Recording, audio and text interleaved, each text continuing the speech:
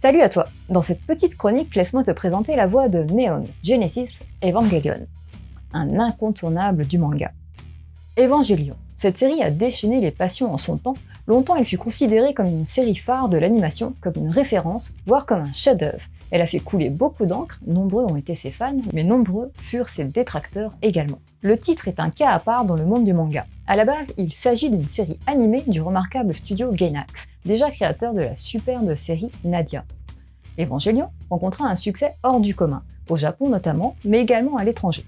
Série marquante, profonde et complexe, elle a provoqué nombre de débats, en particulier en ce qui concerne sa fin, qui a déplu à beaucoup.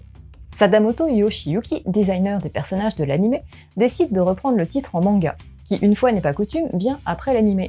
L'histoire étant en tout point identique, elle reprend tous les éléments de l'anime, on y retrouve tous les personnages, les mêmes événements dans le même ordre. La seule différence, en défaveur du manga, est qu'elle simplifie de nombreux points, ne s'attardant pas sur certains passages évoqués dans l'anime, mais prenant le parti de davantage développer la conclusion, un peu sous forme de rédemption de cette fin qui a tant déçu. Ce qu'on attendait surtout de ce manga, reprenant peut-être l'anime le plus célèbre de sa génération, c'était surtout des éclaircissements sur certains points obscurs, car il faut reconnaître que certains délires métapsychologiques partaient parfois très loin. Sadamoto Yoshiyuki aurait pu prendre le parti de faire évoluer les personnages à sa guise dans les directions qu'il souhaitait, puisqu'il est ici le scénariste du manga. Mais il n'en fera rien, et restera scrupuleusement fidèle à l'anime, au lieu de s'en éloigner quelque peu.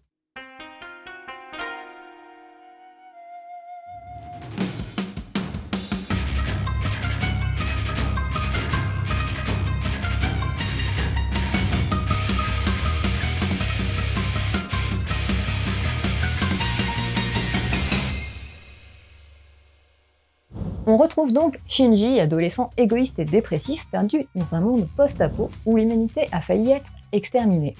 Il se retrouve malgré lui contraint de piloter une sorte de robot organique pour le compte d'une organisation dirigée par son père, qu'il a abandonné il y a quelques années pour affronter des créatures sorties de nulle part appelées anges.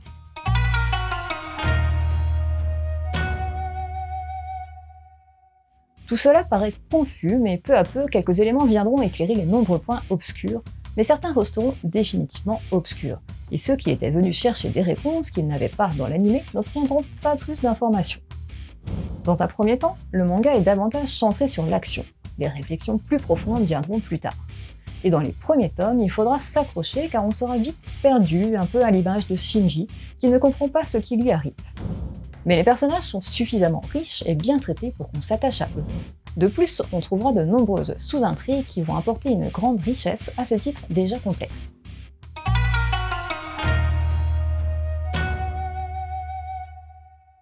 Le dessin ne dépaysera pas les connaisseurs de l'anime. Sadamoto en étant le designer des personnages, le trait reste le même. Seuls les décors en pâtissent quelque peu, cela fait un peu vite par moments. Cependant, l'auteur nous gratifiera à de nombreuses reprises de planches absolument superbes. Le manga a énormément souffert du rythme de parution absolument surréaliste, 16 ans pour sortir les 14 tomes. On n'avait jamais vu ça. Mais maintenant que la série est terminée, lire l'ensemble du manga en une fois devrait se révéler une expérience fort enrichissante et passionnante. A noter que la première édition de Glénat, outre les affreuses couvertures cartonnées, voit des pages inversées en début de tome. Heureusement, par la suite, Glénat se décidera à sortir une édition de meilleure qualité.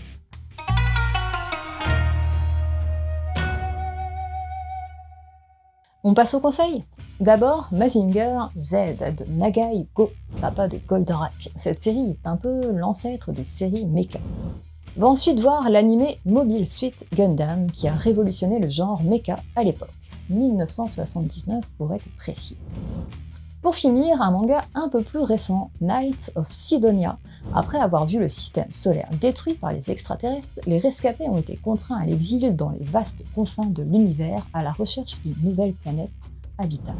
Voilà, c'était Flo, j'espère que cette chronique t'aura donné envie de lire Neon Genesis Evangelion. Sur ce, je te laisse et continue de suivre la voie du manga.